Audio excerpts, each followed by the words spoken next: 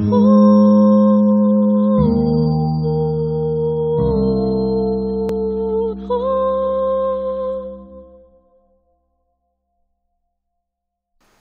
Kamlesh Jha sir को हम लोगों ने काफ़ी नाम सुना है इस विषय पर, बस आज साक्षात सुनेंगे सर को।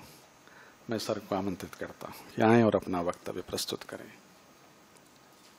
समुच्छलन्त्यै जगदात्मिकायै शान्तस्वरूपाय सदाशिवाय सते भवन्त्यै भवते च सत्यै नमः शिवायै च नमः शिवाय।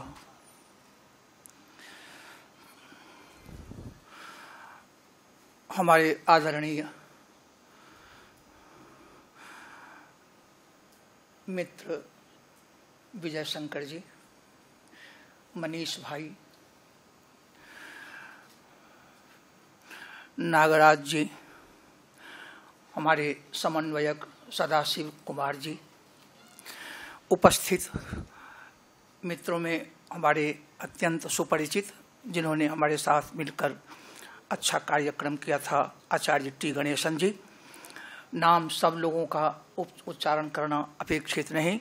शिवस्वरूप और शिवास्वरूप में उपस्थित सकल श्रोतृगण, मैं आपकी सेवा में प्रस्तुत हूँ। त्रुटि क्षंतव्य हुआ करती है। शिव के संदर्भ में जो लोक में उपस्थित चीजें हैं और जो शास्त्र में उपस्थित चीजें हैं, उनका भी सामरस्य है। ऐसे सामरस्य की उपासना में ही अहर्निश सारे जीव चराचर जगत संलग्न हैं और उनकी ही चर्चा हम उपासना के रूप में करना चाहते हैं। शास्त्रों में हमारे ऋषियों द्वारा, मनीषियों द्वारा जो शिव की अर्चा की जाती है, जो शिव ज्ञान की व्याख्या की जाती है, जो शिव भक्ति प्रवणता को आत्मसात करने का क्रम है, इन सारी बातों को शास्त्रों ने विस्तार पूर्वक बतलाया है। शास्त्रों की इयत्ता है नहीं, पर आज की तिथि में शास्त्रों को जिन भागों में हम बांट करके और कुछ समझते हैं और शिव की अर्चा करते हैं, शिव स्वरूप का ज्ञान प्राप्त करते हैं और शिव स्वरूप के ज्ञान को आत्मसात करते हैं, भक्ति प्रवणता के माध्यम से शिव स्वरूप ही हम हैं। हमारी आत्मा सच्ची स्थिति में भगवान शिव ही है। यह हमें जब तक जानकारी नहीं होती, जब तक यह चमत्कृति पैदा नहीं होती, शास्त्रों का जो उपस्थापन है, शास्त्रों की जो उपस्थिति है, उसकी चरितार्थता नहीं होती। चरितार्थता जब हो जाए शास्त्रों की, तब समझना चाहिए शिव का पूर्ण अनुग्रह प्राप्त हुआ है। अब इस संदर्भ में हमें देखना होता है जितने प्रस्थान हैं, वेद प्रस्थान, आगम प्रस्थान और तर्क प्रस्थान, इन तीन भागों में हमारा सकल वाङ्मय विभाजित हो जाता है। वेद प्रस्थान के अंतर्गत 6 आस्तिक दर्शनों का साम्राज्य है, बड़ा विस्तार है अत्यंत, जिसमें व्यक्ति यदि प्रवेश करना चाहे तो एक एक भाग के जो ग्रंथ हैं या उनके जो सिद्धांत हैं, उनका भी मर्म स्पर्श होना कठिन हो जाता है। पर हैं ये शास्त्र सांख्य प्रस्थान, योग प्रस्थान, मीमांसा प्रस्थान, वेदांत प्रस्थान, न्याय प्रस्थान, वैशेषिक प्रस्थान। इन प्रस्थानों में साक्षात शिव की ही उपासना है, उनके ही स्वरूप हैं और वही इतने कितने रूपों में, विश्व रूप में कैसे व्याप्त हैं और कैसे उन्हीं की उपासना से उनका समावेश प्राप्त हो जाता है, कृतकृत्यता होती है और मानव जीवन सफल हो पाता है। इसकी सारी विधाएं वर्णित हैं। आगे चल करके हमारे समक्ष प्रस्थान उपस्थित होते हैं तांत्रिक, आगमिक। उन प्रस्थानों में अभी चर्चा चल रही थी नागराज जी ने सुस्पष्ट व्याख्यान किया था, जिसमें हमारे यहाँ जो शैव प्रस्थान है, शाक्त प्रस्थान है, शैव प्रस्थान में भी वीर शैव है, सिद्धांत शैव है, काश्मीर शैव है, बड़ा बड़ा भारी उल्लासन है। हो क्यों नहीं, एक एक व्यक्ति के लिए इतना उल्लास जीवन में होता है, और शिव जो सारे व्यक्ति के रूप में, जड़ के रूप में, जगत के रूप में स्वयं उपस्थित हैं और अपनी महिमा से अच्युत होकर के उपस्थित है, उनका उल्लासन क्यों न हो। हमारा सौभाग्य जितना होता है उस उल्लासन में हम उतनी ही प्रतिभागिता कर लेते हैं और उल्लसित होते हैं। यह शिव प्रसाद है, शिवानुग्रह है। तो ये प्रस्थान होते हैं। काश्मीर शैव प्रस्थान एक आगमिक प्रस्थान में से अन्यतम है। तार्किक प्रस्थान में जैन प्रस्थान है, चार्वाक प्रस्थान है, बौद्ध में 4 प्रभाग होते हैं। इस तरह से वहाँ भी 6 इकाइयाँ उपस्थित होती हैं मुख्य रूप से। हम देखते हैं कि जहाँ भी अद्वैत की बात आती है वहाँ यह समझना चाहिए कि द्वैत का निषेध हो रहा है, ऐसी बात नहीं है। द्वैत तो दृष्टिगत हो रहे हैं, प्रत्यक्ष सिद्ध हैं, इनका अपलाप कैसे होगा। पर जो ये प्रत्यक्ष सिद्ध उल्लसित होने वाले द्वैत हैं वो भगवान शिव का ही उल्लास है।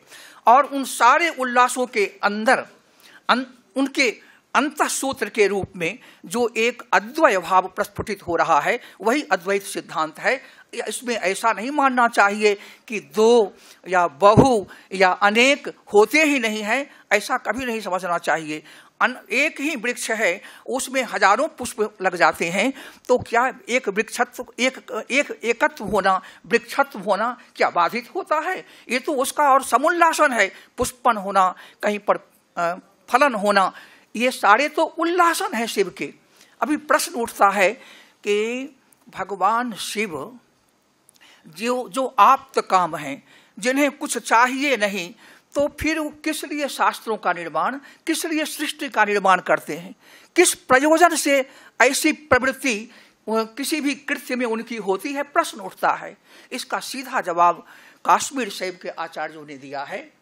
अस्थास्य देक रूपेण वपुषा चेन महेश्वरः महेश्वरत्वं संवित्वं तदत्यक्षत घटादिवत। कहा एक घड़ा को हम जहां रख देते हैं वहीं बैठा रहता है, जहां उठाकर ले गए चला गया। क्या शिव जी को हम कहीं एक जगह बैठा दें तो वो घट के समान जड़ नहीं हो जाएंगे? अस्थास्यद एक रूपेण वपुषा चेन महेश्वरः। भगवान का माहेश्वर्य कहाँ चला जाएगा, किस काम में आने वाला है यदि वो एक ही परिच्छिन्न स्वरूप में कहीं बिठा दिए जाए और वहीं बैठे रहे, तो उनका माहेश्वर्य कहाँ चला जाएगा? माहेश्वर्य यही है क्या? तो उनके अंदर स्फुरत्ता है, चैतन्य है, चिति है। चैतन्य शक्ति ही पकड़ने की चीज है। हमें शक्ति का ही अवलंबन कर लेना है और शक्तिमान के साथ तादात्म्य तो अपने आप उल्लसित होने लगता है। हमें शक्ति माता की शरण में जाना चाहिए, यही शिव को प्राप्त करने का एकमात्र उपाय है। तो जो ये त्रिविध प्रस्थान है, वैदिक प्रस्थान, आगम प्रस्थान और तार्किक प्रस्थान, इनके अंदर भी मुख्य रूप से 5 अद्वैतवाद प्रतिष्ठापित हैं वांग्मय में, और लोक में भी, आचरण में भी वो 5 प्रतिष्ठान कौन हैं? तो बौद्ध दर्शन के अंतर्गत शून्य प्रस्थान और विज्ञप्ति प्रस्थान, ये 2 प्रस्थान अद्वैत के प्रतिष्ठापक हैं। सारे तार्किक दर्शनों का जितना वाद है, चाहे वो स्यादवाद हो, चाहे वो नास्तित्ववाद हो, सबके सब, सर्वास्तितावाद हो, सबके सब या तो शून्यवाद में जाकर के पर्यवसित होते हैं पर्यंततः, या फिर विज्ञप्तिवाद में जाकर पर्यवसित होते हैं। अब इधर व्याकरण का जो अद्वैतवाद है वह शाब्दाद्वैतवाद है, और यह खास करके वाक्य पदीयम में बहुत विश्लेषित हुआ है। पर यह सहोदर जैसा चल रहा है किसके साथ? काश्मीर शैव दर्शन के साथ सहोदर भाव है। एक ही माँ के 2 पुत्र, और जैसे दोनों भाइयों में प्रेम हो राम लक्ष्मण, उस तरह से जो व्याकरण का अद्वैत है और जो काश्मीर शैवागम का अद्वैत है, इन दोनों में सहोदर भाव है। एक और अद्वैत है जो भगवान शंकराचार्य के द्वारा प्रवर्तित है, मायावाद का अद्वैत जो निर्गुण पारम्य में पर्यवसित होता है, वह जितने वैदिक प्रस्थान हैं उन सबों का परिणामतः पर्यवसान होता है जो निर्गुण पारम्येण भगवान शंकराचार्य द्वारा प्रवर्तित प्रतिष्ठापित अद्वैतवाद है। भगवान शंकराचार्य द्वारा प्रतिष्ठित अद्वैतवाद, इसमें कुछ दो प्रकार की, इसमें कुछ ऐसी उथल पुथल है जिसमें दो भाव जागृत होते हैं। एक भाव तो है जो सौंदर्य लहरी प्रभृति ग्रंथों में शक्ति की उपासना है, शक्ति का वैचित्र्य है, शक्ति वैचित्र्योल्लास है भगवान शिव के साथ जुड़ा हुआ। उसको लेकर हम देखें तो भगवान शंकराचार्य के समक्ष दो स्थितियां बनती थी। उन्होंने जैसे कोई राजा हो और वह उपासना करता हो तो उपासना गृह में जो उसका स्वरूप होता है, और किसी पड़ोसी देश ने कुछ आक्रमण कर दिया, कुछ विद्रोह पैदा किया, उसके लिए सेना शास्त्र को जो लगाया जाता है तो राजा ही दोनों जगह संभालता है। सेना शास्त्र को भी देख रहा है और स्वयं का जो उसका अपना उपासना का स्थल है वहां उसका अपना नैज स्वरूप होता है। भगवान शंकराचार्य का जो नैज स्वरूप है वही स्वरूप वस्तुतः काश्मीर सेवागम दर्शन का मूलभूत सिद्धांत है। उसको उन्होंने शतशः ग्रहण किया है। शंकराचार्य से जो प्रपंच लहरी, सौंदर्य लहरी इत्यादि ग्रंथों के आधार पर जो उनका सिद्धांत है वह राज सिद्धांत है, और वह राज सिद्धांत सर्वथा परिगृहित है काश्मीर सेवागम दार्शनिकों द्वारा। जो बौद्ध दर्शन का बड़ा भारी विप्लव खड़ा था और जिससे सनातन धर्म को थोड़ा आघात लग रहा था। दर्शन के पक्ष में आघात लगता नहीं है, वो तो चिंतन की धारा है, पर सनातन धर्म को जो आघात लग रहा था उस आघात को जिस परिपाटी से वो सिद्ध कर रहे थे बौद्ध दार्शनिक, उस परिपाटी को ग्रहण करते हुए उनको उनका खंडन करना प्रस्तुत होना चाहिए था। उसी की प्रस्तुतिकरण में वेदांत के शास्त्र जो अभी अध्ययन अध्यापन में है, वेदांत के लोग जिनको अपना सिद्धांत मानते हैं वो सेना शास्त्र के आधार पर में जो पल्लवित हुआ है उसी को अपना सिद्धांत मान रहे हैं।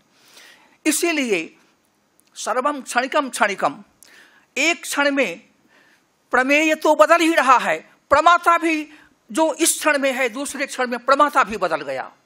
इसका उपदेश भगवान बुद्ध ने इसलिए किया कि संग्रह की जो प्रवृत्ति है, परिग्रह की जो प्रवृत्ति है उस पर विराम लगे, क्योंकि पहले क्षण में जो प्रमाता है वह दूसरे क्षण में स्वयं नहीं रहने वाला है, भिन्न हो गया, तो संग्रह किसके लिए?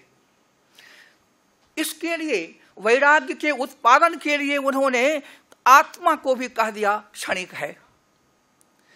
और इसका उनका उद्देश्य केवल यह था कि परिग्रह में और संग्रह में व्यक्ति जब आगे आता है या मुट्ठी भर लोग जब आगे आते हैं तो बाकी लोग त्रास का अनुभव करते हैं, क्लेश का अनुभव करते हैं जगत में।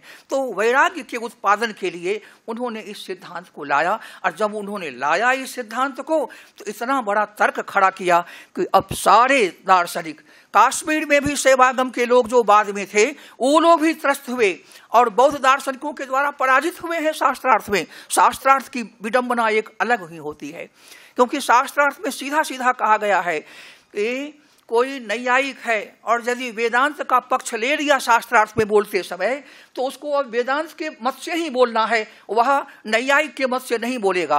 वेदांत के मत को पुष्ट करके और वादी को यदि पराजित करता है तभी उसका शास्त्रार्थ सही माना जाएगा। यह क्रम चलता है। इसके लिए भगवान शंकराचार्य ने अध्यासवाद के सिद्धांत को अंगीकार किया, और अध्यास, प्रतिभास एवं आभास, ये तीन वाद को लेकर के जो दर्शन प्रवृत्त हुए हैं वह है अध्यासवाद को लेकर के अद्वैत वेदांत का निर्गुण पारम्यवाद है, आभास सिद्धांत को लेकर काश्मीर शैव सिद्धांत का पूरा प्रासाद खड़ा है, और फिर जो प्रतिभास सिद्धांत है उसको लेकर वैयाकरणों का जो अद्वैत शब्दाद्वैतवाद है वह अपने उत्तुंग प्रासाद को निर्मित कर रखा है। अध्यास, आभास और प्रतिभास, अब हम इस क्रम को देखें कि अध्यास की आवश्यकता इसलिए पड़ी क्योंकि सेना शास्त्र को ललकारना है, बौद्ध दार्शनिकों को पराजित करने के लिए, तो वहां अध्यास का आश्रय किया गया।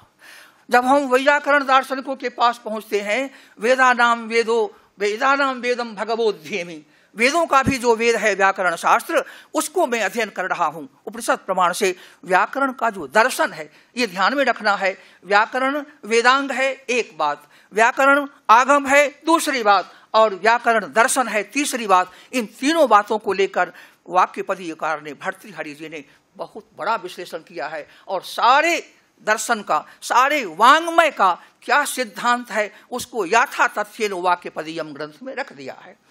अब वहां जो पहला मंगल श्लोक करते हैं भर्तृहरि, तो अनादि निधनम ब्रह्म शब्द तत्वम यदक्षरम विवर्तते स्वभावेन प्रक्रिया जगतो यतः। और इस यहाँ पर विवर्तते में विवर्त पदार्थ क्या है, तो जो वेदांत का विवर्त है उसका सर्वथा तिरस्कार कर दिया भर्तृहरि ने और कहा जो विवर्त क्या है, एकस्य तत्वाद अप्रच्युतस्य भेदानुकारेण असत्य विभक्तान्य रूपोपग्राहिता विवर्तः। बहुत सुस्पष्ट व्याख्या है और इसी पर सारा काश्मीर शैवाद्वैत का भी प्रासाद खड़ा है। आप अनुभव करेंगे, आप विद्वज्जन हैं, सुधीजन हैं और भगवान के उपासक हैं, अनुग्रह भाजन हैं।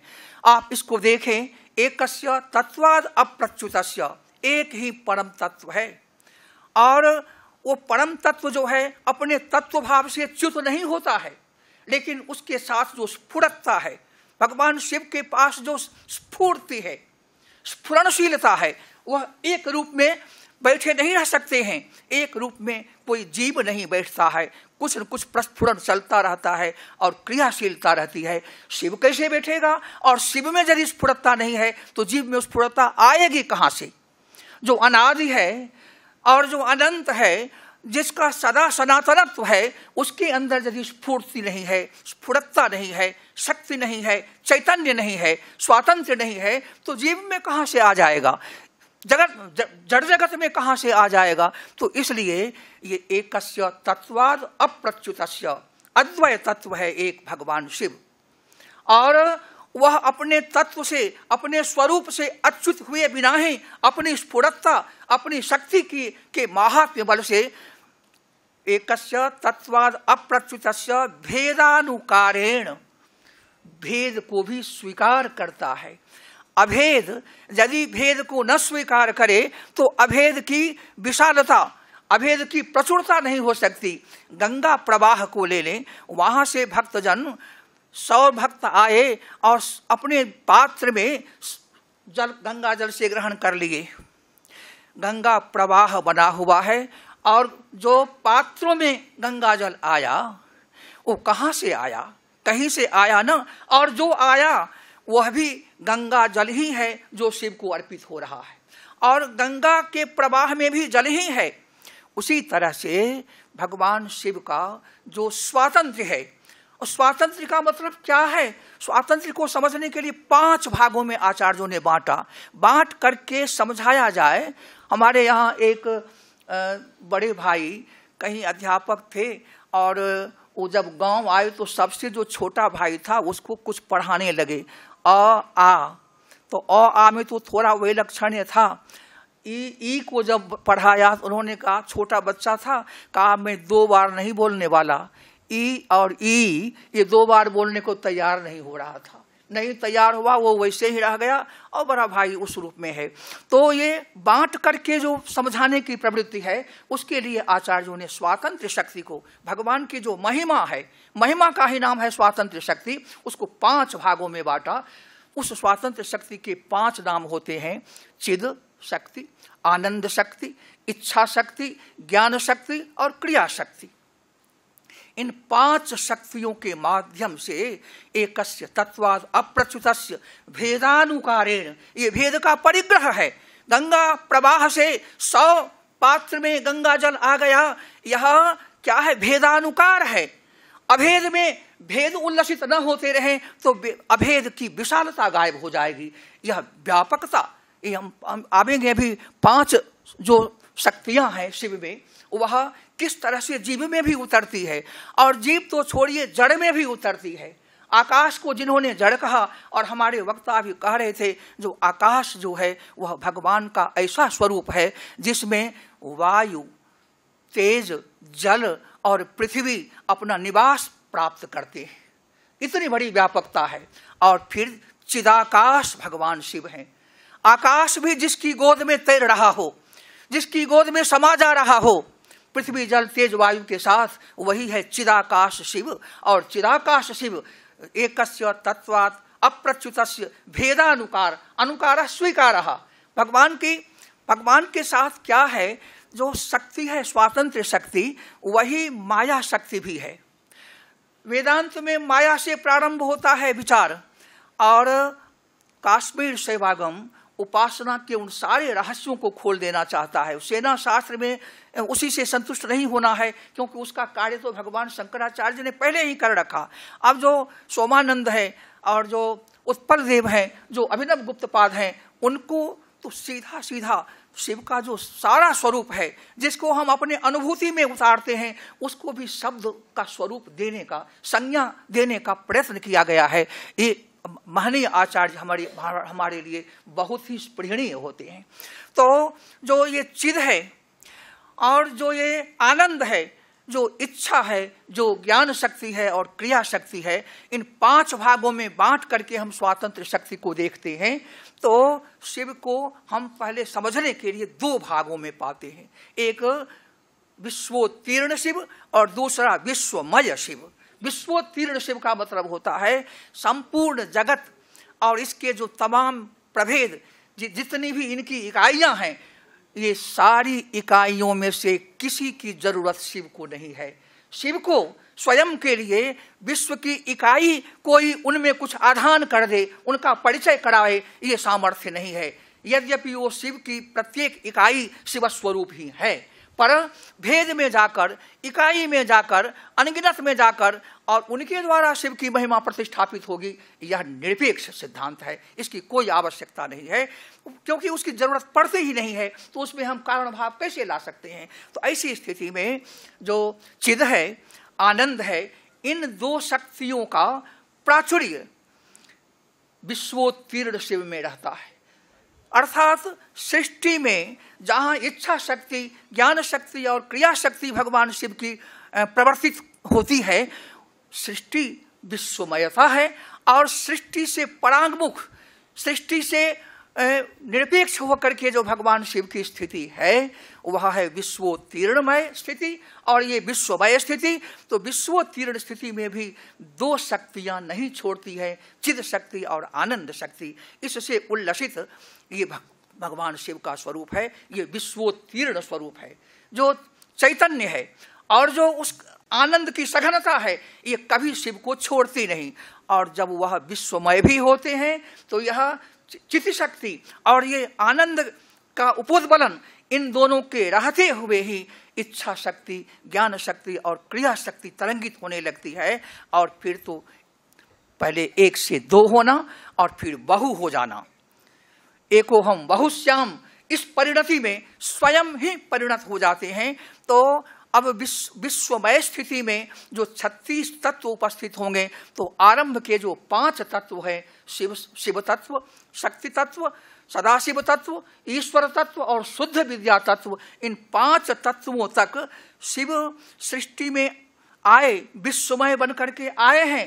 पर इदम का कहीं से वेध नहीं होता है, अहम का उल्लासन मना है, इदम भी सेवक के रूप में उपस्थित है, अहम का साम्राज्य जागृत है। इसलिए इन 5 तत्वों को शुद्ध अध्वा कहा जाता है।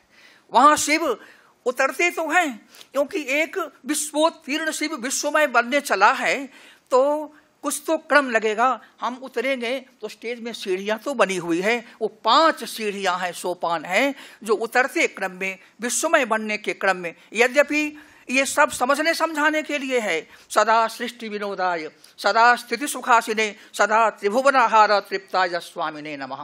हमारे स्वामी भगवान शिव सदा ही सृष्टि कर रहे हैं, सदा ही स्थिति कर रहे हैं, सदा ही त्रिभुवन का आहार बना रहे हैं। ये उनके साथ क्रम नहीं है, अक्रम रूप से भगवान विद्यमान हैं। लेकिन जैसे अद्वय भाव में अनंतानंत भेद डुबकी लगा रहे हैं और अद्वय का और भी साम्राज्य ही उल्लसित होता है, कुछ बिगड़ता नहीं है, वैसे ही जब भेद में उतरते हैं तो अभेद बना ही रहता है। अनंतानंत भेद उमड़े, कोई अंतर नहीं है, सदा ही सृष्टि हो रही है, सदा ही स्थिति हो रही है, सदा ही त्रिभुवन का आहार प्रलय हो रहा है। और इसके साथ दो और कृत्य जुड़ जाते हैं जिसकी चर्चा अभी हम सुन रहे थे, जो है तिरोधान कृत्य और अनुग्रह कृत्य। यहाँ यह समझने की बात है कि सृष्टि के क्रम में विश्वमय बनते हुए शिव, विश्वोत्तीर्ण रहते हुए विश्वमय बनते हुए शिव क्या करते हैं, तो उनके साथ में यह स्थिति आती है कि पहले तो वो स्वयं को तिरोधान कर लिए, स्वयं स्वरूप का तिरोधान किए, बस जगत उपस्थित हो गया और जीव उपस्थित हो गए। क्योंकि जब तक शिव का जो स्वरूप, शिव के स्वरूप को हम व्याख्या करने के लिए, समझने के लिए 5 भागों में बांटते हैं। शिव में क्या है? सर्वज्ञता है। सर्वज्ञता, कोई भी चीज ऐसी नहीं है, ऐसे तो बौद्धों का भी यह सिद्धांत है कि ज्ञान के बिना वस्तु का अस्तित्व है नहीं। यह जो माइक है यह स्वयं को नहीं जानता है, कोई जानकार व्यक्ति है जो इसको एक स्वरूप दिया है और फिर इसका उपयोग हो रहा है। जब तक इसका ज्ञान नहीं हुआ, ये निर्मित नहीं हुआ, ज्ञान नहीं हुआ तब तक प्रयोग में नहीं लाया जा रहा है। ज्ञान नहीं होगा तो यह इसका प्रलय भी, विनाश भी नहीं होगा। ज्ञान से ही वस्तु का अस्तित्व है, ज्ञान के बिना वस्तु का अस्तित्व नहीं होता। तो सर्वज्ञ भगवान शिव हैं। सर्वज्ञता उनकी अभिन्न शक्ति है। सर्वज्ञता पर आवरण आया और ये जो सर्वज्ञता है, जो सर्वकर्तृता है, जो नित्यता है, जो व्यापकता है और जो पूर्णता है, इन 5 चीजों पर भगवान शिव की अपनी ही शक्ति, ये ध्यान देने की बात है। जो भगवान शिव और शक्ति ये 2 चीजें नहीं है। जैसे अग्नि है और उसकी जो दाहकता शक्ति है, वहां 2 चीजों को कोई नहीं मानता। सामान्य व्यक्ति भी कहता है वस्तु तो एक है, लेकिन उसको समझने के लिए हम एक आश्रय भाव की कल्पना कर लेते हैं। दाह शक्ति वह्नि में मौजूद है, वह्नि आश्रय, दाह शक्ति आश्रित, यह तो हम कल्पना करते हैं। वस्तु एक है, वस्तु का अनैक्य नहीं हो रहा है, ऐक्य ही है। उसी तरह से जो सर्वज्ञता है उस पर जहां विधान पड़ा, माने जैसे अभी दिन है, आप उसको कितना भी कपड़ा लगाकर हम घेरेंगे तो दिन का आभास तो होता ही रहता है। सर्वज्ञता पर जो तिरोधान हुआ, तो तिरोधान करने वाला जो शिव है वह अपने ही कृत्यों से, कोई स्वयं ही चादर ओढ़कर सो जाए तो वह उसका अस्तित्व नहीं खो जाता है, वो तो स्वयं अपनी मौज में, मस्ती में चादर ओढ़ लिया है। तो चादर से आवृत होने पर भी उस व्यक्ति की जो सुगबुगाहट है, उसमें जो तरंगिता है, उसमें जो स्फूर्ति है, स्फुरत्ता है, वह तो प्रकट दिखाई देती है। कोई माँ घबराती नहीं है बच्चा जब शयन कर रहा हो, क्योंकि वो तो शयन का, विश्राम का सुख ले रहा है। तो सर्वज्ञता जहां गुम हुई, जहां तिरोधान उसका हुआ, बस उसमें अल्पज्ञता का आधान हो जाएगा, जीव खड़ा हो गया। सर्वकर्तृता का जैसे ही उपस्थापन हुआ, अल्पकर्तृता का आधान हो गया, जीव खड़ा है।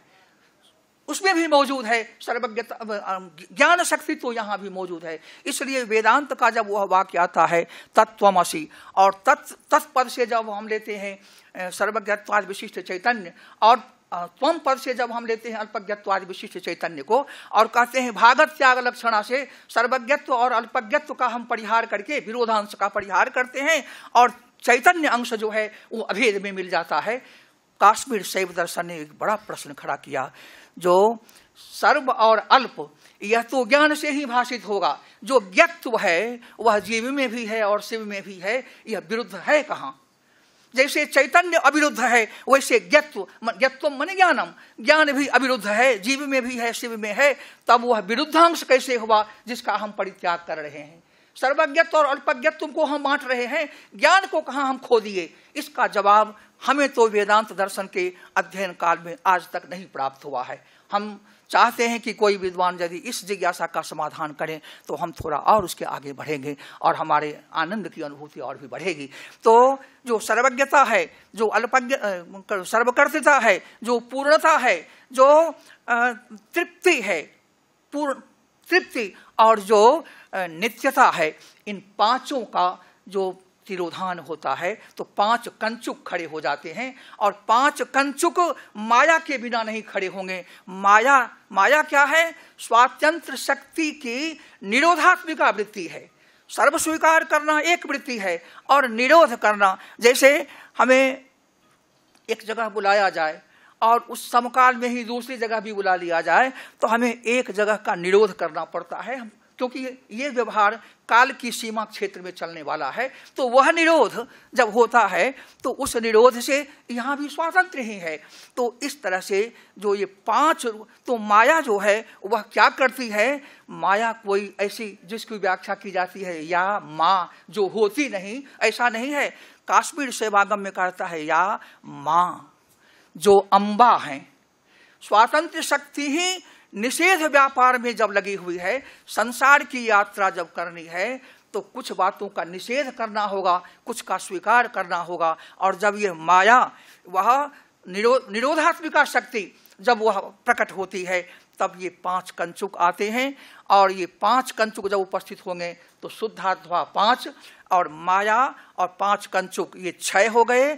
और जो प्रकृति तत्व है ये 7, इसको शुद्धाध्व सर्ग कहा जाता है। यहाँ शुद्धता भी है और अशुद्धता भी है, क्योंकि अभी स्फुट हो करके प्रकृति से जो क्रियाकलाप शुरू होने वाले हैं, प्रकृति महां तत्व अहंकारः, और ये 24 तत्वों के रूप में प्रकृति को लेकर के जब उल्लसित होंगे तब वह हो जाता है अशुद्ध सर्ग। तो ये कुल 36 तत्व होते हैं। विश्वोत्तीर्ण शिव 36 तत्वों के रूप में विश्वमय बन करके उपस्थित होता है और संपूर्ण साम्राज्य उसी का है।